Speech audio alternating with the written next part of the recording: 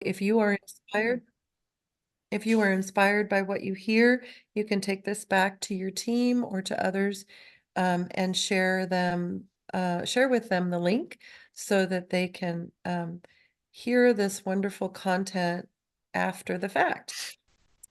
We talk about fatherhood intentionally, but we don't talk about it in a vacuum. We talk about it in the context of children and families as our North Star, but we're very intentional about using the language of fathers and father figures rather than just parenting. And we do that because the term parenting often to fathers does not feel like it includes them because they bump up against many systems and services that may not feel comfortable for them, but those are termed parenting. So we are very careful to say this is all in the service of children and their families and their communities, but it really is a mindset shift from where we are now as we think about being as inclusive as we can of all the loving adults in the life of a kiddo. And the reason that we are intentionally focused on fathers is that there is an overwhelming body of evidence that says when fathers are positively engaged in their children's lives, those child and family outcomes are improved. And that is prenatally all the way through young adulthood and into the child's parenting. And there's some interesting data around that period of transition into adulthood that says if your father was more involved with you, you will be equally involved and engaged with your kids as a parent. So it really is about breaking cycles for folks who have had struggles to parent. And we talk about fathers intentionally also as a very broad tent. You know, this is all types of men who provide that support to children, but there is something unique about the biological father's role. And so we have to think about that.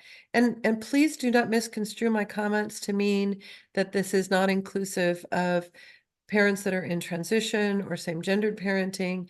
We really are talking about two different types of parenting styles that develop little brains in different ways. So that's the highly technical way of describing that early brain development period that lays down the foundation for lifelong success. And we parent differently. And so those different parenting styles really do create different capacities and skills in children. And it's important that we recognize that and acknowledge that all of those differences really contribute to the skills that we need to be successful for life, which is really all of our state benchmarks, right? It crosses all the disciplines that you all work in. And then the last thing that I would just remind us, and we all already know that or we wouldn't be here, is that we really do have an equity challenge around services for fathers that feel welcoming and create belonging and access and inclusion. But fathers should have the supports that they need to be the fathers that they aspire to be. And so that's a big role for this council. And part of that is having you all here with us to learn about those systems that have a lot of power over families, and clearly one of those is child support.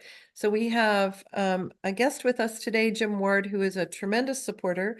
Go ahead and jump forward there, Jim. A tremendous supporter of this work through the Division of Child Support here at the Department of Social and Health Services. He has spent quite a bit of time with us on Saturday mornings at fatherhood cafes.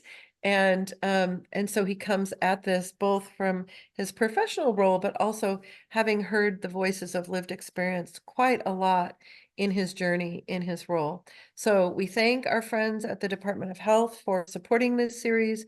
I thank Dieter Jacobs always for his incredible logistical support around these events, and welcome Jim to talk to us today about child support, the myths, realities, and options within this evolving system. So Jim, you are on. Well, thank you so much, Anne. Uh, like Anne says, my name's Jim Ward. I work for the Division of Child Support in the Olympia Field Office as a management analyst, which means I no longer work directly with child support cases, but I still do work with some of our customers and partners uh, through some of my other work involved in outreach and providing liaison support.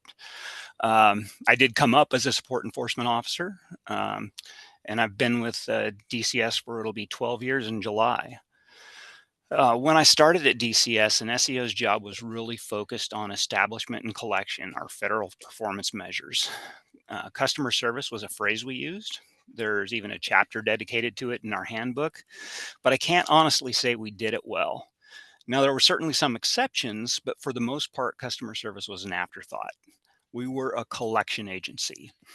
But over the years, we've changed, really stepped up our outreach game, developed programs and partnerships to help struggling parents, started thinking about the paying parent as a customer of our services and not a target of it. And we've had real conversations about what customer service means and how to provide it. That's not to say that establishment and collection is less important, it's still our core mission. But we are much more aware of how our actions affect the whole family. I like to say we went from being a hard-nosed collection agency to a kinder, gentler collection agency, and we're on our way to becoming a real child support services agency. So I'm going to start with a brief high-level overview of what DCS is and does. Then I'll talk in a bit more detail about the different functions of DCS, using sort of a template of an idyllic child support case. Of course, not all or even most cases follow this exact path, but most cases will go through most of the processes I will describe. Next, I'll talk about resources available to help you navigate your child support journey and finish up with a slide chock full of helpful links. And if I pace myself right, I'll leave enough time for Q&A at the end, but if not, put your questions in the chat and I'll get back to you with an answer as soon as I can. So nationally, the child support program falls under Title 4D of the Social Security Act. You may often hear terms like 4D agency or 4D case, normally written as the Roman numeral IV. It means child support. The program was originally designed to establish and enforce child support orders for families that were on welfare in order to recover public aid paid to those families, and it was later expanded to provide services to non-aided families as well. Our core functions, establishing and enforcing orders, help to provide resources to families so children are housed, clothed, fed, and cared for. Child support research for the past 40 years has shown that when children are supported by both parents, they are 50% more likely to graduate high school. They're more likely to find and keep a stable job, less likely to have a teen pregnancy, and less likely to end up in jail. Across the board, children generally have better outcomes when both parents are involved, and parents who pay child support are more likely to be involved in their children's lives than those who don't. Consistent, reliable child support payments and medical insurance enrollment help with economic stability and financial self-sufficiency to improve family stability so children can thrive. And DCS is part of DSHS. That's something that's important to remember. And our little part of our overarching goal of reducing poverty in a way that eliminates inequality and injustice is to provide family-centered child support services that promote the well-being of children and families so families have the resources they need so children can thrive. So the child support caseload is big and the financial support adds up. There are over 213,000 children in the DCS caseload, and we process over 250,000 payments for them every month. Annually, we disperse over $630 million in child support payments. Most of that is received from wage garnishment, which is an important and required collection method for every child support agency. DCS is one of, if not the most cost-effective government agency at any level. And in addition to being cost effective, DCS saves Washington taxpayers money. Cost avoidance, one of the indirect benefits of the child support enforcement program, is measured by reductions in public expenditures and cash assistance, food assistance, and Medicaid for families. Washington state studies have shown that dependable stream of child support income for custodial parents and medical insurance coverage for children helps families increase their level of financial stability and independence, and consequently leads to less reliance on public assistance programs and greater economic security. So we've established that DCS is the agency that administers state and federal laws regarding the support of dependent children, and we have a significant economic impact on the state as a whole and families individually. When you think about what DCS does, this is probably what you're thinking about: establishing child support and collecting money. And maybe you think about this as well, that we're involved in modifying child support orders. And you're not wrong. Like I said, that's our core mission. There are other parts of child support obligations that we also enforce. Most child support orders contain a provision that parents must enroll the children on employee provided health insurance if it's available at or below a specified cost. We enforce this by sending employers a national medical support notice to enroll the children, and the employers provide the plan information to DCS. We forward it to the custodial parent so the child has access to the provider network for medical care. And likewise, most child support orders contain a provision that parents must share the costs of daycare and after school care. At either parent's request, we will calculate the proportional share, notify both parties, and collect the daycare amount from the paying parent. And if the paying parent has overpaid, we can reduce an existing arrearage or offset future daycare payments against the overpayment. But we do so much more. We take a family-centered approach to everything we do, and I'll talk more about that later. But right now, I want to take a deeper look at DCS's role in the child support journey. Like I said, not all cases will follow this exact path, but most cases will go through most of the processes. So this is what a child support journey looks like from a high level for many people. It's simple and straightforward, but each step has its own complexities. First, DCS receives a referral to open a case. This can come from a parent, a public assistance program, or from another jurisdiction. Then DCS locates the other parent. Sometimes this is easy, and sometimes it's extremely difficult. DCS accesses several large government and commercial databases to locate parents, but marginalized people very often do not appear in them. If parentage is at issue, DCS works to establish it so the child has two legal parents. And when parentage is established, the child support amount is set. DCS collects child support payments from the parent who owes support, and we work to ensure that the child has medical insurance if available. And most importantly, we distribute the funds to the parent owed support. DCS processes and distributes most payments within 3 days, and most payments are dispersed electronically to the parent's bank or a DCS card. So we get the money into the child's household as quickly as possible. And you might see that a single child could generate multiple cases if they move to different households or jurisdictions. For example, if a custodian on TANF in Washington moves to Oregon and goes on TANF, Oregon might ask us to open up a case and collect child support for them. So we would open up a new case to collect current support for Oregon and keep the Washington case open to collect remaining state arrears. And a word on the alphabet soup, I always get tripped on this. TANF is Temporary Assistance for Needy Families, used to be called Aid to Family with Dependent Children or welfare. It's cash assistance for families.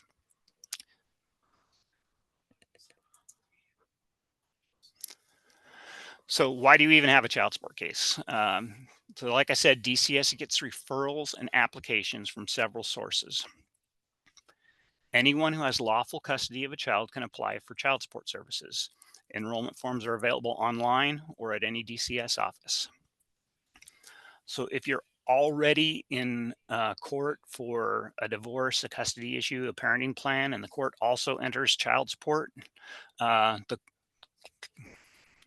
court clerks will send us the order. Sometimes there are hiccups. So if you or a client or someone you're assisting or representing have a child support order entered or amended in court, best practice is to call us after a week to be sure we got it. DCS will enforce the terms of the order. So again, if a child is on TANF and one of the parents is not in the home, the Community Services Division notifies DCS and a case is open. When a child is on TANF, the custodian assigns support rights to the state. That means for the months the family receives TANF, the child support is owed to the state of Washington. Now, DCS currently passes through up to $100 a month of collected support to the TANF recipients, but the rest is retained to offset TANF expenditures. In the last legislative session, the ledge passed and the governor signed a 100% pass through. We're just waiting to implement that. Once that's fully set in, uh, everything we collect will go to the family. Uh, Tribes, states, other territories, other countries with child support programs also send referrals to DCS when the paying parent lives in Washington. The Hague Convention on the International Recovery of Child Support has 47 signatory countries, with others occasionally added. Additionally, we have bilateral agreements with several countries that are not Hague Convention countries. And DCS used to get referrals for children in foster care, but it is extremely rare now. If your child's in foster care, your focus should be on meeting the Division of Children, Youth, and Families requirements for visitation and reunification, and a child support obligation would detract from that. Some other states do still open a case from a foster care placement, and if we receive a referral from another state based on that, we will open a case and enforce it. DCS does not open a case based on medical, basic food, or daycare assistance, but other states do, and DCS has in the past. However your case starts out, remember that our purpose is to work with families to make sure children are cared for financially. Some people may ask, can't the paying parent just pay directly and leave DCS out of it? The short answer is yes. In many cases, that is possible. Um, if it's a TANF case or a case referred by another jurisdiction, it's probably not going to be possible. DCS is going to have to be involved. But if not, and both parties agree, direct payments are possible. But there are several good reasons to keep DCS involved. I'll talk about those later. So establishing parentage. Establishing legal parentage for children in the DCS caseload is a federal requirement. We can only establish orders for legal parents. And in addition to being crucial for the work DCS does, having both parents on the child's birth certificate can make the child eligible for many programs, such as disability or survivor benefits through Social Security or the Veterans Administration.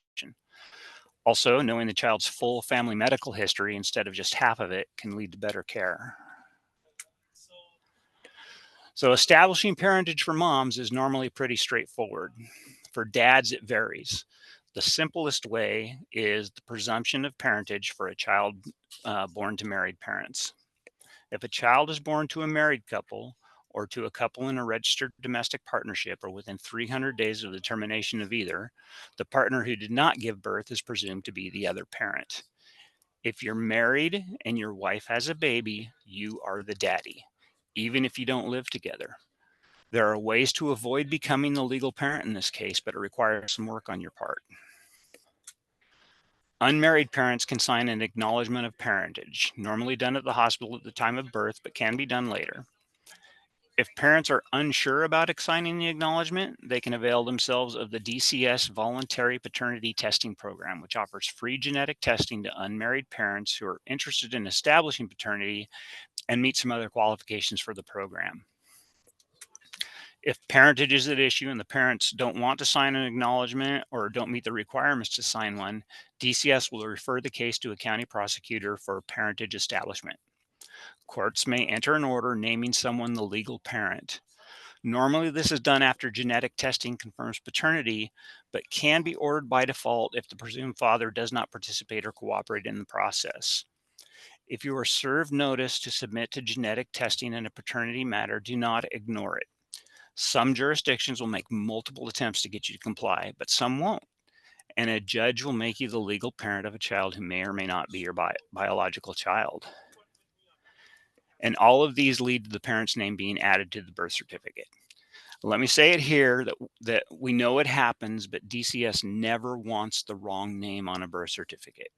It results in anger and frustration for the parents, confusion and stress for the child, and can often be very difficult to correct.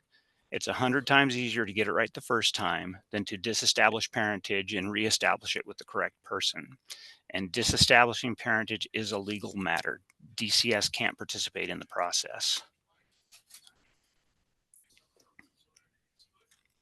So Jim, before you go on, Yeah. let's let you take a breath. And I just want to make sure we don't have any questions around parentage establishment, because this is complicated for folks. And Mm-hmm. we did just do a whole provider learning series on this, and one of our speakers is actually on the session today. So I just want to pause and make sure we don't have any questions before we move on about what Jim has covered so far.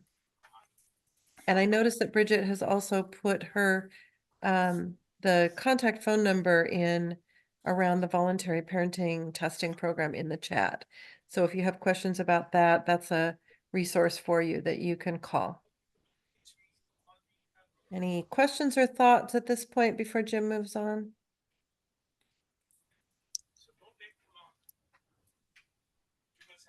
Okay, and then Jim, we also have a parent on that is coming through her professional hat, but also has some challenges with a case that's tied to her husband. Is it best to call the central office community, I'm losing the title of it, the customer service Commu- folks? Community relations. Community So relations, thank yeah. you. So here's what I say. If you have a Washington State uh, child support case, the best person to speak to about your case is your support enforcement officer. They're Right, going to and I know. did They're going put to that. best know about it. Yeah, I did put that in the chat, and she's still having struggles. And so I wondered Yeah. if someone was going to escalate that, what would Yeah, that and look like? there are some slides farther down about where to escalate it Okay, to, perfect. We'll but, get there. really, if you're not getting traction with your officer, every support enforcement officer has a supervisor, so you can always do that. But then the next, if you're still not getting there and you still think something needs to be done, the community relations unit is another place to call. Okay. Um, and then there's everyone has rights to a certain type of hearing, and I'll talk more about it later when there are issues that they just feel have not been resolved. Okay. Yeah, I don't want to peremptorily jump in. I just was thinking that we may get there, and if we're not there Yeah. yet, hang tight. Yeah, we will get there, Tracy. but step one is always to speak with your support enforcement officer, the Right, person who's right, right. actually working your case. They're going to know the most details about it. Yeah, yeah, absolutely. Tracy, did you have a question about parentage? Yeah, I did. Yeah, I go see ahead. at the bottom that DCF offers free voluntary genetic testing. I was curious if you're going to speak more about that. And go ahead. I am not going to speak more about that Okay. because there was a provider learning series about 2 or 3 months ago where they went in depth about paternity established, including voluntary paternity testing program. Um, And so Tracy, what I will do here when Jim gets going again is I'll go back and get the link to that session off of our website, and you can listen to it. Okay. I imagine that also the phone number that Bridget Pierce put in the chat, which is for I have to go back here and make sure I'm quoting her correctly. Bridget, where are you? Is for the voluntary paternity testing program. So if you have a specific Yep. question, you could call that 800 number, but I'll also drop a link in the chat here in a moment to the session that Jim's referring to. It was very, very informative and went into great depth on that whole process. Okay. Thanks. Uh-huh. All right, Jim, thanks for letting me jump in. all righty. Let's see, moving on then. So if DCS asked a county prosecutor to establish parentage, or you're already in court for a divorce or parenting plan that will include child support, you will have a court order. The court will set the child support amount, considering input from both parties and DCS if we are involved because it's a public assistance case. and DCS will enforce it exactly as written. And we always recommend that you have legal representation in any court proceeding. If parentage is not at issue and DCS has jurisdiction, DCS may establish child support through an administrative process. DCS calculates the order amount and serves the proposed order. It's called a notice and finding of financial responsibility. I didn't name it, on both parties. If neither party objects to the notice within the prescribed time, 20 days if served in state, 60 days out of state, the notice becomes an order by operation of law. This is called an administrative default order. If either party makes a timely objection, DCS can work with you to create an order that is better fit for your situation. If the assigned officer can't reach an agreement, it will be passed to our legal office. If our legal office can't reach an agreement, they will schedule a hearing with the Office of Administrative Hearings, and an administrative law judge will hear your case and set the child support amount. So DCS wants orders to be as accurate as possible, and that means appropriate to the financial situation of all parties. So the actual child support amount is based on the total combined incomes of both legal parents. DCS uses the best information available to determine both parents' incomes, either employer reporting, parent-provided pay stubs, unemployment compensation, whatever data we can find. But if reliable information isn't available, we can impute income to a parent based on historical earnings, average earnings for your age, or even full-time minimum wage, which is not a good way to do it. But mandatory deductions such as taxes and mandatory union dues are subtracted from the gross, but regular living expenses are not. Other adjustments to income are possible, but we have to know about them. The total adjusted net income of both parents is then added and compared to the Washington State Child Support Schedule. The Washington State Child Support Schedule is set by law and reviewed every 4 years by a committee composed of parents, tribal members, legal representative, legislative members, and the DCS director. They just wrapped one up just a little while ago. And so the schedule looks kind of like tax tables. You read down the left column to find out the total income, and then across to find the child support amount for 1, 2, or more children. The child support amount is then split by each parent's proportion of the total income. So if the paying parent has 40% of the total income, their child support amount is 40% of the total child support amount. There are adjustments for parents with low income called the self-support reserve, and also a minimum child support amount of $50 per month per child. There are a few other adjustments that DCS can take into consideration. So if the paying parent is already paying a portion of medical insurance premiums or daycare expenses, the child support amount may be reduced. And if the paying parent has other children in the household or pays child support for other children, the child support amount may also be reduced. We call that the whole family formula. Other types of adjustments, such as credits for residential time, are normally only considered by a judge. So DCS, like I said, we want orders to be as accurate as possible. We call them right-sized orders, so that they're set appropriate to the whole family situation. Orders set too low mean the child doesn't have all the resources they should. And if the order is set too high, the paying parent may not pay at all. And the best way to ensure that your order is right size is to remain fully engaged in the process. Okay, so to help us do our job, Washington State has a law requiring employers to report all new hires to us. Wage garnishment is a federal requirement. If an employee has an open case with DCS and they owe child support, we're going to send a garnishment order and it's going to be withheld from pay, even if no one's ever contacted DCS. And we're required to attempt to collect the full ordered amount every month, plus a payment towards arrears if any are owed. But if a parent has been in contact with us, there are options for withholding lesser amounts depending on the circumstances, but there has to be that communication. Okay, I'm going to talk about, for the next couple of slides, some of the nasty stuff DCS can do. But it's important for folks to know this. So DCS has several ways to collect child support. First of all, wages and salaries. Like I said, it's a federal requirement and accounts for about 70% of all child support payments that DCS collects. DCS is required to send a garnishment order when a child support order contains specific language, and they all do, and an employer is known. If an employer pays out commissions or bonuses and child support arrears are owed, DCS may garnish up to 50% of the commission or bonus. Financial institutions report to the feds, and DCS participates in the Financial Institution Data Match Program. If child support arrears are owed, DCS can levy up to 100% of the funds in an account. Washington has a law requiring insurers to notify the state of pending payouts. So if child support arrears are owed, we can levy up to 100% of all settlement payments.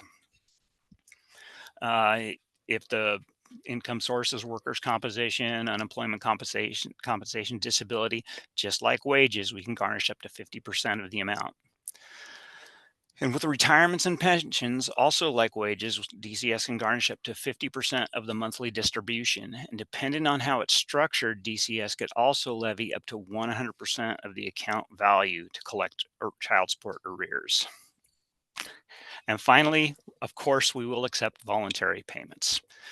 But just receiving voluntary payments does not relieve DCS of the requirement to garnish wages when an employer is known, even if the case is current, or the requirement to make collections on any existing arrears. But there are two ways to set up a case for voluntary payments only. The first way requires that all cases be current. So however many cases the paying parent has, they must all be current with no arrears owed, and all the custodians have to agree. Once it is set up, DCS won't take any collection actions as long as all payments are made on time. But if a single payment is late or missed, it ends the agreement. The second is a payment services only case. This also requires the agreement of the custodian, but not all custodians if there are multiple cases. And there can be arrears on the case. DCS will process and disperse payments made to the case and will take no action if a payment is missed. PSO, payment services only cases, are not an option when the child is on public assistance or public assistance debt is owed. So if the family goes on TANF, the PSO case will convert back to a full enforcement case. And DCS has a number of tools to encourage compliance with the order and collect arrears. So DCS can file liens against property, both real estate and vehicles. Generally, it has no real effect until you try to sell the asset or purchase property. DCS reports child support for federal offset. Up to 100% of a tax refund or other federal payment can be sent to DCS to pay child support debt. DCS refers any arrears greater than $2,500 to the State Department. And once certified, the state will deny the issue or renewal of a passport. And passport denial remains in effect until all child support debt is paid off, not just down below that $2,500 threshold. Once it's certified, it's there until all debt is paid off. DCS reports arrears greater than $1,000 to all 4 credit reporting agencies.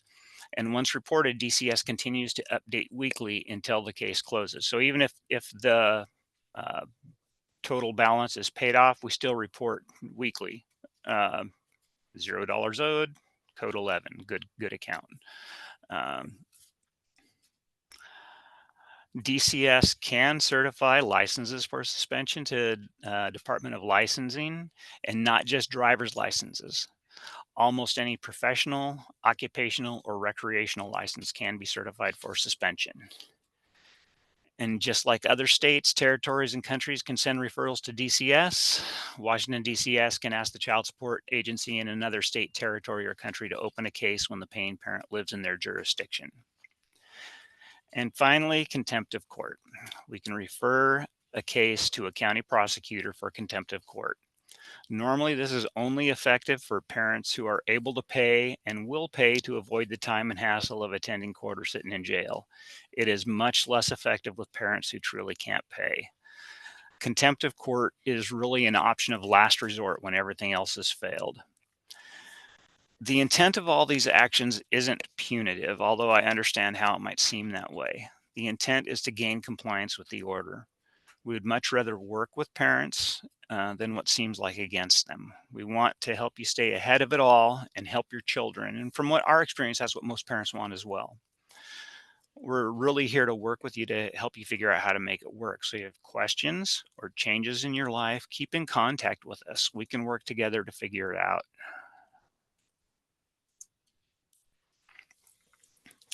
So, life changes. Maybe your child support order should too. Child support orders weren't meant to remain unchanged forever.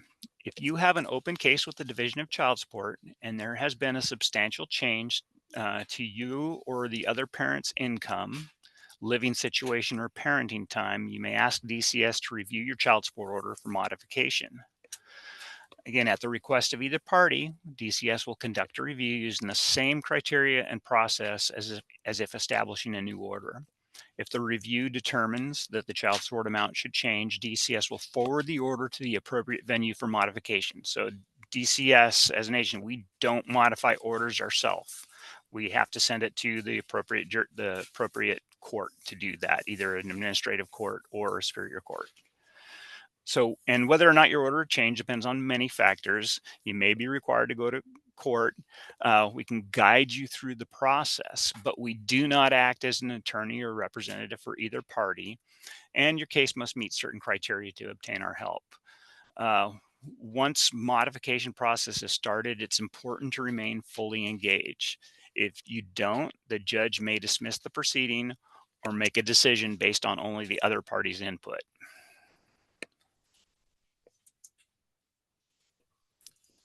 So typically, child support orders require a consistent monthly payment, and that amount doesn't change unless the order is modified. There are exceptions, and these exceptions have to be written into the order. If the child visits the paying parent for the summer, the paying parent still owes child support for the summer months unless an abatement is written into the order. In Washington, if a paying parent is incarcerated for 6 months or longer or sentenced to a term of 6 or more months, Washington orders can be abated to $10 a month. Newer Washington orders already contain this abatement language. If an older order doesn't contain abatement language, DCS will refer the order for modification to add abatement language only upon learning of a qualifying incarceration. Jim, can I ask you a question about that? Yeah. So if folks are coming out of correctional institutions with large financial legal obligations, and one of them is child support that wasn't at that minimum, what should they do? Do they reach out to child support, or what's the recourse for them? Yeah, always first reach out to us, reach out to child support. Uh, there are options depending on who the debt is owed to. Like I said, when a child is on TANF, amount is owed to the state. So if the debt is owed to the state, there's options for debt forgiveness. If the debt is owed to the other party,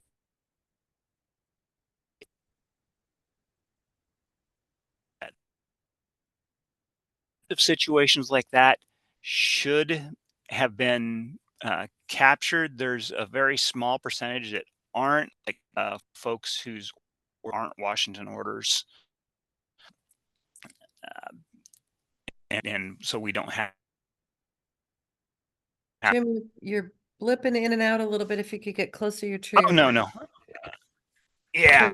There we go. So Yeah. So basically, definitely they just reach out should to reach us. out to Yeah. child support. Reach out to child support, find the circumstances, and ask for help. Always ask for help. Thanks. Oh, wait a minute. Let's stay on this incarcerated parents, because Okay. Tracy's got another question. So how do you learn about orders for incarcerated parents? Is there reciprocal communication with DOC.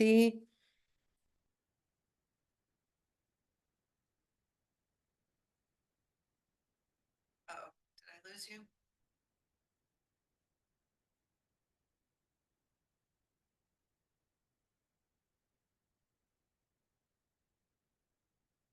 Bridget, are you still on the line? I am. Can you help us out with this question about incarceration while Jim gets his mic working again? Is that an area You you have? know, a little bit. It's been a while since I worked a caseload, so this is a little bit old information for me. But um, typically DCS, if we were receiving payments prior and those payments stop, that's typically a trigger to us that something's going on and we need to find out what's happened. So at that point, we would go to track down, find out why we're not receiving payments from that parent anymore, where they're at, what their situation is. A lot of times that is what leads us to find out that they may be incarcerated or in jail. We have a variety of tools that we use. We have access to the jail booking and reporting system. So if they are going into jail rather than a prison, we often will find out about that. And typically that happens before someone goes to prison. So we'll keep an eye on where they're at. We do have our system does link up and have some sort of electronic links between our system and the DOC system, though that can take a while. We're not always going to find out right away. Sometimes it'll take a few months. It's great for us if someone working with that person, whether it be a family member, or somebody else on the outside who can let us know what's happened or that this person's in prison, because the sooner we know about it at Division of Child Support, the better we can assist that person in order for us to be able to do the abatement like it says here on this slide. It has to be more than 6 months, and we need to know about it when there's at least 6 months left in the sentence typically in order to do the abatement. So depending on the circumstance, because if they don't already have that language in their order and we have to modify the order to include the abatement language, we have to have time to do that. So the sooner we know that the person is incarcerated and is going to be incarcerated for a while, the better, because we have a better chance of being able to get that abatement in place. Makes sense. Thank you. Jim, you want to try and jump back in here and see if we can hear you? Oh dear, that doesn't sound good.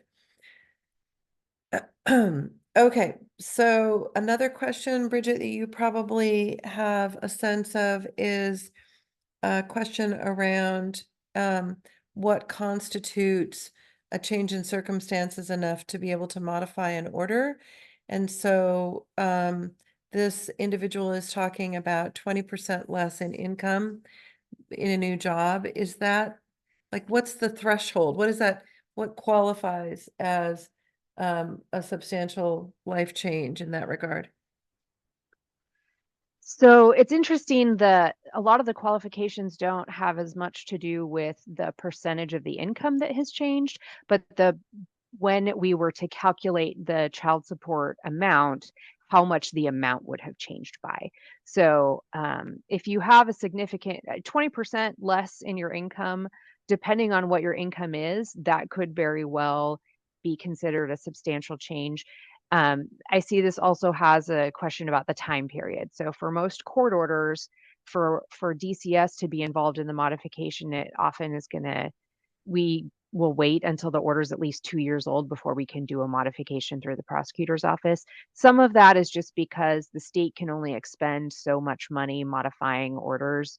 And we can't be modifying everybody's order all the time. We don't have the resources for that. Now, that doesn't mean that people can't independently go to the court and ask for a modification sooner than that. There's also a process to get an adjustment, which is sort of a less intense procedure than a modification. It's also going to vary if you have an administrative order versus a court order. So administrative orders are a lot more flexible. With administrative orders, if it's a year old, we can usually request a modification. So it really depends on the circumstances, but I would always recommend that people contact their caseworker talk to the support officer assigned to your case. They can let you know. We also actually do have a video on our website now as well that guides people through the process of submitting the paperwork to request a modification. So that's a great resource too. Oh, that's terrific. Jim, I hear you breathing. Oh, you can hear me? You're back. You're back. Oh man, Thank you, I'm Bridget. I'm I looking at really that. Can appreciate it. can you see the bottom left where it says I'm not? And No, I try to turn myself on. you're doing fine. If you can Okay, um let me go back to go back to your slide deck, you are good. Um technology. Oh goodness technology is gracious. friend or foe, right? And Yeah. sometimes it's just Okay. not our friend. Yeah. And I saw some of the questions in the chat, and I think Bridget answered that really well. Yeah. The answer is always, it depends. Yeah, Um, right. and so again, as I will say it again, the best source of information is your support enforcement officer, and they can Right. discuss, all the options available. Okay, great. You're on. All right. Were there any other questions about abatement or incarceration? I don't see any more in the chat. Okay. So the best way to address child support issues is by working directly with your support enforcement officer. I said it again. Even so, there may be times when parents feel an issue was resolved to their or an issue wasn't resolved to their satisfaction. So if there is an objection to a legal notice, a party to a case can have the matter heard and decided by an administrative law judge at the Office of Administrative Hearings. These types of hearings are available only to parties to a case and only in response to a served legal notice of an administrative process. Administrative hearings can only address administrative orders, notices, and processes. An administrative hearing cannot address any portion of an underlying court order or other court action. A conference board is an informal process for resolving any other issue. Any party can request a conference board. Conference board attorneys work for DCS, but are a separate unit from the attorneys who represent DCS with the OAH and to establish, modify, or enforce child support orders. Conference board attorneys review cases to ensure SEO actions are within law and policy and are also reasonable. Conference board attorneys are also empowered to do things SEOs can't, such as forgiving state-owed debt. And you don't need to know if you need a hearing or a conference board. If you object to a DCS action, contact your support enforcement officer immediately. It's the SEO's job to know if you have a right to a hearing or if a conference board is the appropriate venue. And if we still haven't resolved the issue, DCS can refer parents to other organizations or processes that may be able to help them. Personally, I'm a big fan of Northwest Justice Project, but there are other low and no cost options. So if the issue is not with DCS, but with the other party, DCS cannot get involved in resolving it. We administer state and federal laws regarding child support. We cannot mediate disputes between the parties, but we can refer you to other organizations that do, some of which we contract with. There are also a number of community-based organizations and nonprofits that exist to help parents parent. So getting to the end. So the parent who requested DCS services can request case closure in writing. If there are state owed arrears, we will close the CP portion of the case, but keep the case open to collect the state debt. A conference board chair, administrative law judge, or other judge can order DCS to close a case.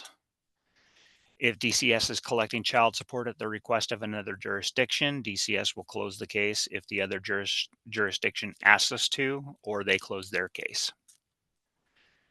And when the last child emancipates, in most cases, that means 18 years old and a high school graduate, and all support has been paid, DCS will begin closing the case. And if the last child emancipates, but some past due child support remains, DCS will stop collecting current support, but keep the case open to collect the outstanding balance. And when the last of the arrears are collected, DCS will close the case. If we are closing the case when support is still owed under the terms of a Washington order with language to pay through DCS, we will open a payment services only case so the paying parent can continue to have their payments recorded by DCS. And this is where the child support journey ends. Your child's grown up, graduated from high school, they're getting ready to go to college or trade school, or maybe they're going straight into the workforce of the military. They're an adult, and you played a role in getting them to where they are. So if you have a child support case, your responsibilities are to comply with the terms of the order. For the paying parent, that means paying the ordered amount and enrolling the child in medical insurance. Assuming you have a regular employment, DCS actions will eventually take care of that for you. But if you don't, or DCS doesn't immediately take enforcement action, you are still responsible for making the payments. If you're unable to pay the full amount, don't just stop paying. Pay what you can and contact your SEO to explain why you can't make a full payment and come up with a plan to address future payments. Is this a temporary issue that will resolve in a few weeks or months? Or is this a change in circumstances that may warrant an order modification? When an SEO doesn't know what is going on, they'll take the enforcement actions that present themselves, and you probably won't like what it is. A word about direct payments.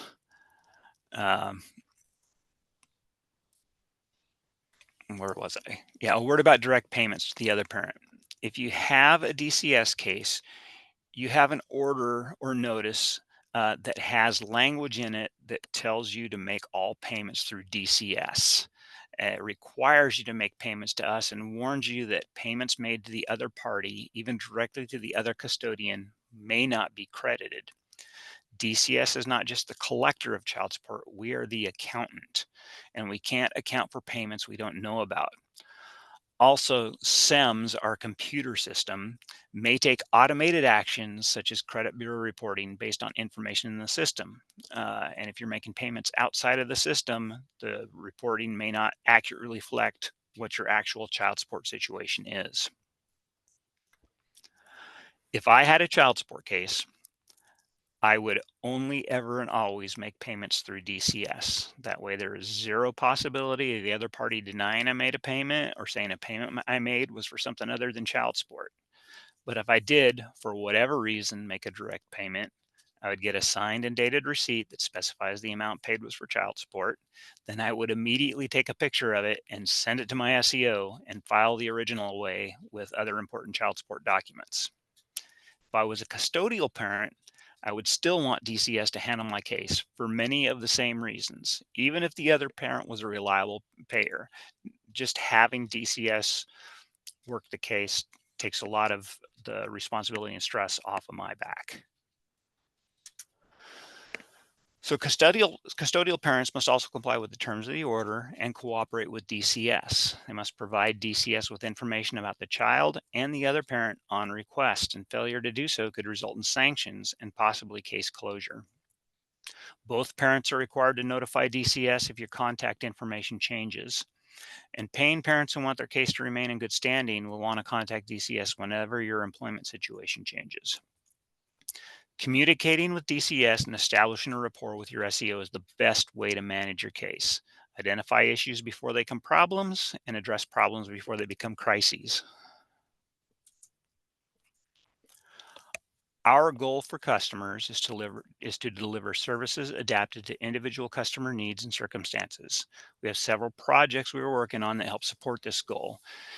And it's part of our transition from a hard-nosed collection agency to a kinder, gentler collection agency to a child support services agency. It started several years ago, even before the Right Size Orders Initiative. But I'm going to start by talking about the Right Size Orders Initiative. DCS undertook a year-long project to identify TANF cases with child support orders that might not be appropriate to family circumstances and submit them for modification to the appropriate jurisdiction. Then we took what we learned from that project and rolled it into a similar project for non-assistance cases. In 2018, the Commitment to Service Work Group was formed to better define customer service and improve customer interactions. Customer service training track was developed, and after being interrupted by COVID, is now being implemented. We've added customer service indicators to our SEO measures tools to help supervisors talk with staff about customer service. We've applied for and received grant money to help reach more families. And we've partnered with other organizations to help struggling parents overcome barriers and find stable employment. There are segments of the population that have unique circumstances and needs. DCS recognizes this and provides additional assistance for these parents through our liaison program. DCS liaisons are staff with specialized knowledge, training, or experience who volunteer to assist both customers and staff with understanding and navigating both the child support system and the other systems their customers may be part of. There are liaisons at headquarters and every field office to assist with military and veterans issues, parents who are just as involved or just as impacted, and parents who have experienced domestic violence. We have government to government agreements with Washington tribes and specialized staff and teams that work directly with the tribes when child support impacts a tribal member, tribal business, or tribal rights. Our Communications and Equity Department includes the Community Relations Unit, which, in addition to being heavily involved in outreach and liaison, coordinates all legislative and media contacts and issues that are not resolved at the field office level. The Employer Relations Team provides training and support to employers, there are almost 200,000 of them in Washington, to help them comply with all of their responsibilities involving child support. DCS contracts with several dispute resolution and mediation services across the state and refers customers to them to help resolve issues. And DCS has an in-house program, the Alternative Solutions Program, to help with employment barriers find and keep suitable, stable employment. So you are all going to get a copy of this presentation, I hope. But I want to show you some of these resources because I think they're really cool. So let's see if this works. So all these resources can be found from our public-facing web page, which was pretty simple to find with a Google search.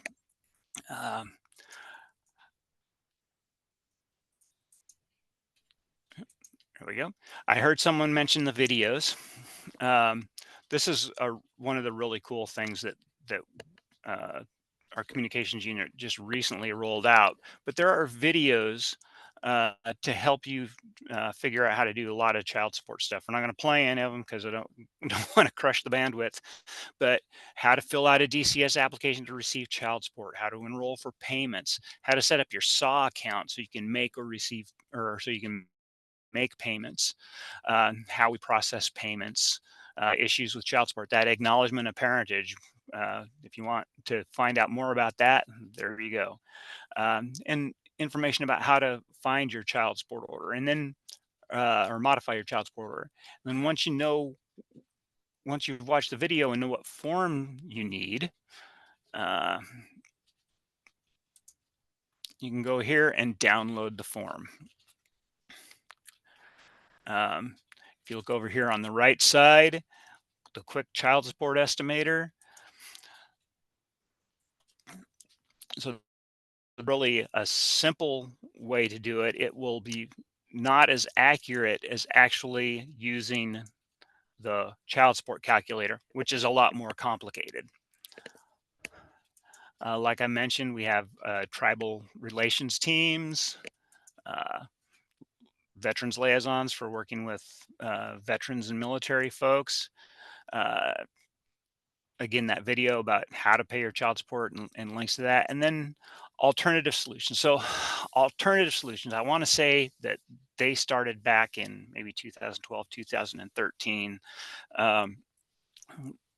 with the idea that parents who are paying child support very often need some sort of assistance to help them be able to pay their child support and also be stable themselves. And that's what their mission is. Their job is to work with parents who are struggling to pay their child support because they have barriers, to help them overcome barriers. And one of the things they did is they found this, they made this database and made this wonderful website that's available publicly. So if you work with parents who need assistance, this geo database is pretty doggone awesome. So you just click where it is, and um, there's like 20 different categories of assistance. Um,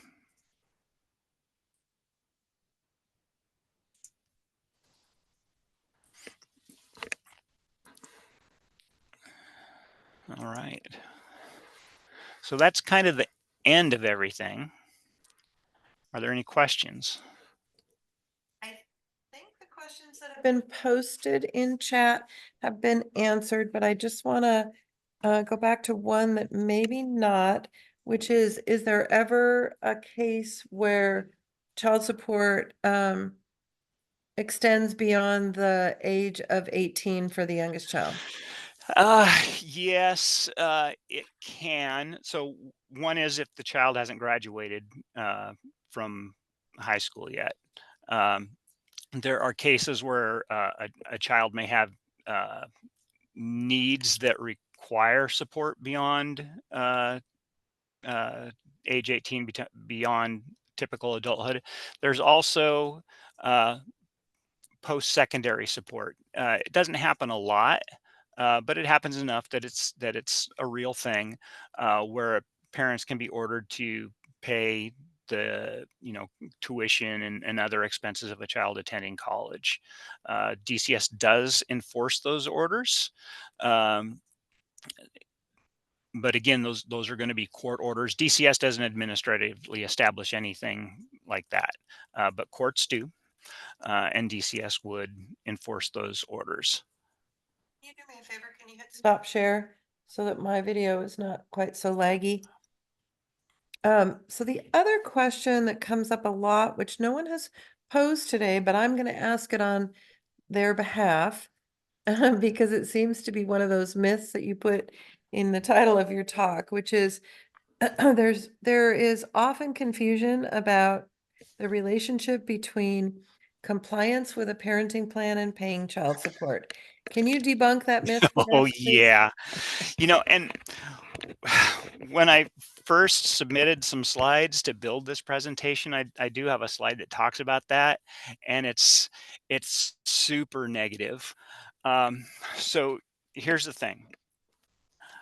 I understand how in almost everyone's minds child support is linked with custody, visitation, and all that stuff. And I completely understand it. It's the way you think, but legally, it's not. Um, a child a child support order and a parenting plan, a custody order. Those are two separate orders. DCS only has an ability, a legal authority to enforce a child support order. So if a party is not complying with a parenting plan, a visitation schedule, there's no legal remedy within child support for that. Child support is still owed under the child support order. If there's a custody, visitation, parenting plan issue, that's a separate legal issue that has to be addressed in court. And again, DCS is a child support agency. We can only address the child support order part of the child support issue. And I know that's a tough one. I know it can be hard to accept that, because I know if I was in that situation, I would probably think exactly the same way. But it's just not. Legally, they're two separate issues. Yeah, it's difficult. It is difficult, and it is all about peaceful co-parenting, right? And so, Yeah. how do we work collaboratively when we're not cohabitating and we have this stressor between us, but the two get connected in people's minds, and then the non-custodial parent ends up in a tight spot. So well, let's go back and grab this one off of chat. Was there any kind of, I don't know what language to use, but allowance for COVID unemployment?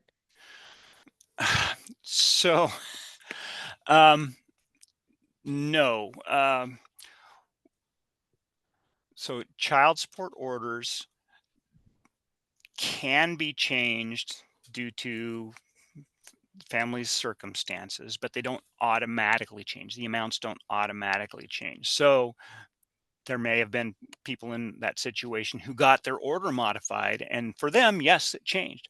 But if there was no movement to have your order modified, then the child support amount didn't change. The amount that was supposed to be paid didn't change. Right. So that is back to the same advice around, making sure that you're in contact with your child support enforcement Yeah. officer and Yeah, let and them I know know when you s have a people change of circumstance like that. yeah, for some people, they've heard a lot of bad stuff about us, probably a lot of bad stuff that's true.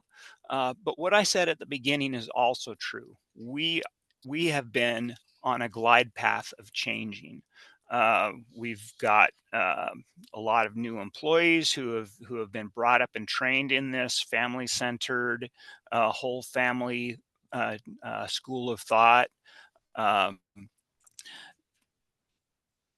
we're not we're not the same agency we were 15 years ago. Um, 15 years ago, it was, like I like to say, hit them high and make them cry. We were a collection agency.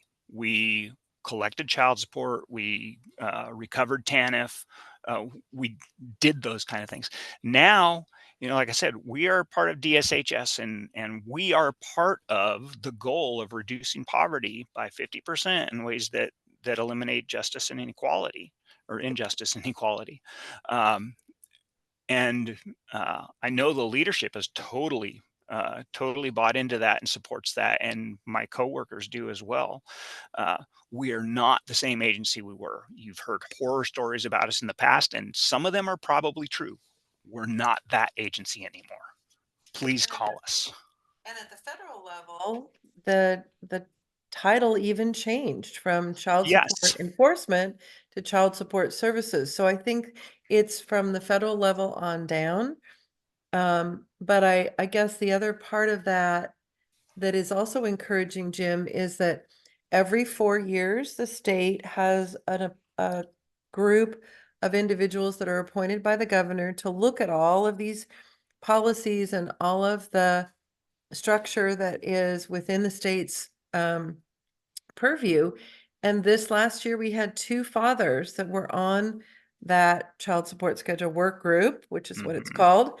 And they had some very, very um, real and persuasive conversations about the places where the system still really feels um, challenging for the non-custodial parent. And one of those areas, frankly, is what you talked about when we have a situation around shared parenting. If they have, 60-40 split or 50, well, let's don't go there, but 60-40, where the non-custodial parent is actually paying a lot of the financial responsibility by the virtue of the fact that the kid or kids live with them. It feels like it should be easier to adjust that and get credit for that time. And so that group did look at that, and they have looked at that for many years. And so there is an intent to move toward more progressive policy like that. And I think we just have to keep pressing on that to say, how do we make this what's best for children and families?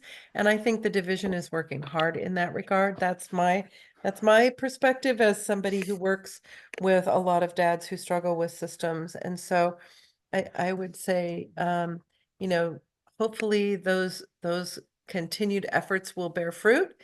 And, sometimes it's difficult because a process like that may say, we need to have consensus, which means there can't be one person that disagrees. And that's a Y- hard threshold. That's a really high bar. That is a very tough, yeah. Getting consensus agreement on residential schedule credit has proven to be very difficult. It's something that DCS, if we're establishing an order through that administrative default process, we can't even consider. There's no mechanism, no way for us Right. to do it. But like I said, if a parent has served an order from DCS, an administrative order, and they don't agree with it, they have a hearing right, and they can get that in front of an administrative law judge who will hear everything that parent has to say about the situation and make a decision. So yeah, we set child support orders, but you don't have to just accept what we say. You have a right to a hearing. Yeah. Yeah, and I guess I just want to underscore that it's not that it's impossible, it's just harder than in many states where it's a more accessible process to get that residential credit. So don't take my comment to mean you can't do it, but you do have to go before a judge to Yeah. make that happen. And so folks have been trying to work on a more easily accessible process for family members. The other thing that, just two quick things. I posted a feedback form in the chat. If you could please take a moment to fill that out, it helps us tremendously in terms of reflecting on what we've done and looking forward to what we hope to do.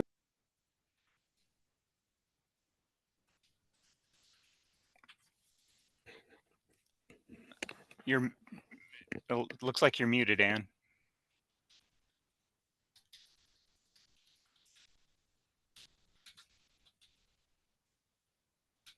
And then the other issue, sorry, I lost my train of thought there. Oh, please fill out the Survey Monkey.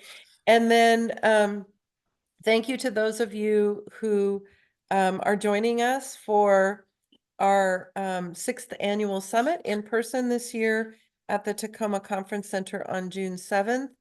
And I would also be remiss if I didn't thank the Child Support Division for their really incredible work in participating in our State of Fatherhood study that's going to be discussed at that event, because there is an interest in how we make this work better for families. And so the Child Support Division did a lot of work in helping us determine how are we doing now in how we support fathers who are often the non-custodial parents. And then the last one, Jim, and you may not be able to do this, so I don't mean to put you on the spot, but Alternative Solutions put together a really helpful picture of non-paying parents that looked at it as a pyramid. No, I'll say it differently. The pyramid had all paying parents in it. And in an inverse proportion, the ones at the top are those that are paying. And then there's a little section in the middle of those who cannot afford to make their payment. And then there's a little tiny tippy end of the pyramid that are those nasty consequences that you talked about might more likely apply to because they can't afford and they're not paying. And so I think there's a perception that maybe that pyramid looks a lot different. But my aha in having seen it is that there is an awareness that there's a band in the middle of that pyramid of folks who are just really financially struggling. And those are the folks that Alternative Solutions and potential order modifications and other strategies might be helpful for. And so I just want people to think about that too, as you're working with folks, that there is an intent to support folks that are at that subsistence level themselves. So, it's not this heartless machine that just says, get the money at all costs, because that doesn't help kids and families. That's me talking. That's not child support. I just want to say that from the Fatherhood Council perspective. Any last thoughts or questions that folks have? Please fill out the survey. That's incredibly helpful for us. And any last words of wisdom, Jim, that you would want to leave folks with? Um, Maybe not wisdom, but just what I've said at the beginning and throughout is the best person to speak to about your child support is your support enforcement officer. They're going to know what's going on with your case. They're going to have the most details. And then again, if you're not getting traction with your support enforcement officer, if you think you're not getting the correct service, uh, every every support enforcement officer is a supervisor. Uh, every office has liaisons for folks who are justice involved, for who are military veterans.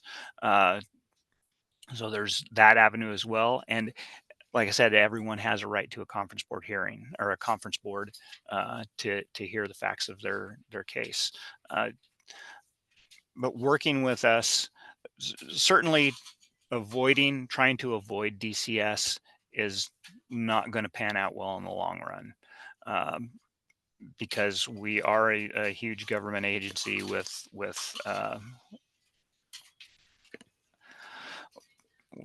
like the genie says, fantastic cosmic powers, and we can and will do terrible, horrible things to people. We don't want to.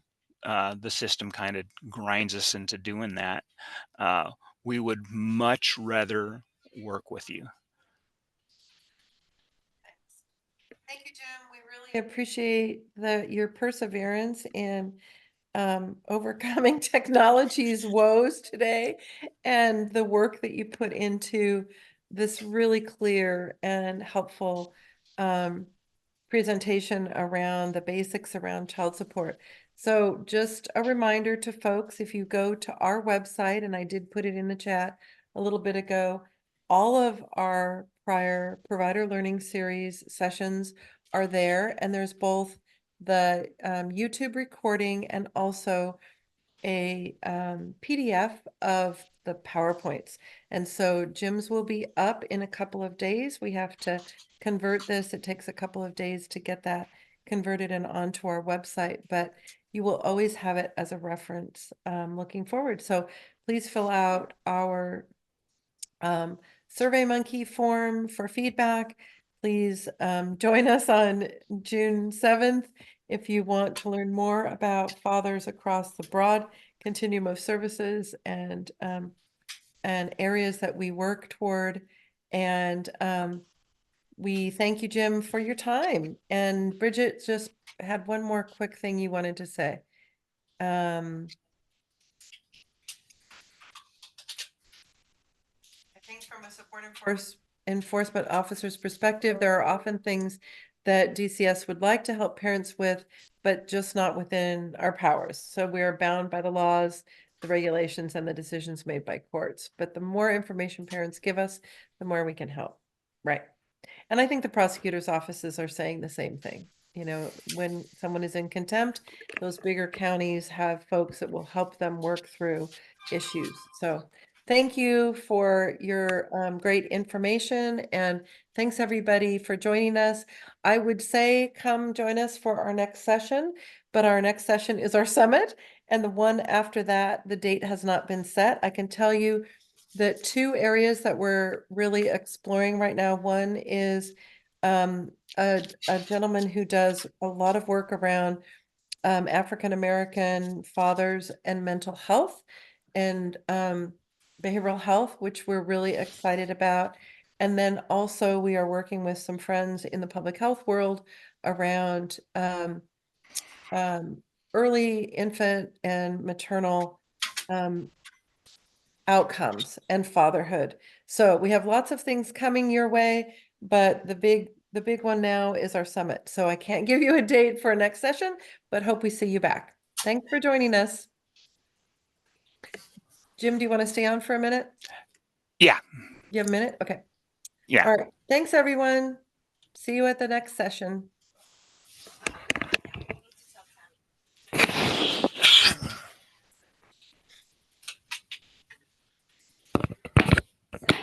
Dieter made it back. I think that's just his recording. Oh, yeah, yeah. I think he jumped off and just left it running so that we would Yeah. have the recording, and now he's gonna have to edit it. You know what, Jim? We should probably just disconnect this one, and then I'll just call you on Teams, because that way his recording will stop. Okay. I'll reach Gi- out on Teams. Thanks. Okay. Give Bye. me a minute to sign back into Teams. Okay, we'll do. Okay. All righty. Bye. Bye.